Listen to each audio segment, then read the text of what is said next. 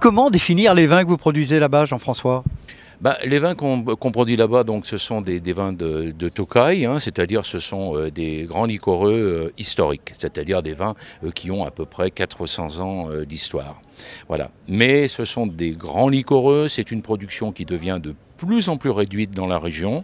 Il y avait autrefois 6000 hectares, aujourd'hui on est à peu près 4500 hectares pour l'appellation, et des vins qui, mon Dieu, sont, il faut bien le dire, des vins merveilleux, mais ce sont des marchés de niche.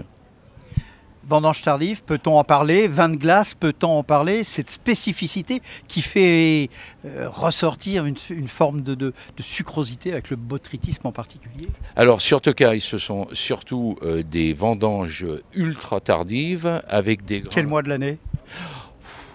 Alors les vendanges sont sur un cours assez long. Les vendanges commencent pour les blancs secs, puisqu'il y a des blancs secs dans la région. Ça commence quelquefois la première semaine de septembre, et ça se poursuit environ jusqu'au 15-20 novembre pour les cuvées les plus tardives. Donc vous voyez, ça fait quand même un joli espace de temps. À la lumière des lampes frontales pour que le froid soit encore plus froid. Alors, pas Non, exactement. pas en Hongrie. Non, pas exactement.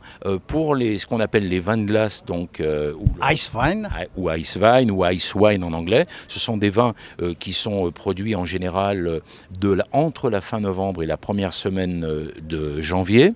Et ces vins-là sont produits surtout en Europe, en Allemagne et en Autriche. Et un peu en Slovénie, mais à Tokai, on ne produit pas ça. On ne produit que de la vendange tardive, surmaturée, botrytisée, des grains qui sont complètement séchés, qui sont transformés presque comme un petit bloc de sucre, hein, ce que l'on appelle les grains assou. Assou, ça veut dire confit en hongrois. Voilà, ça c'est la grande spécialité historique de Tokai.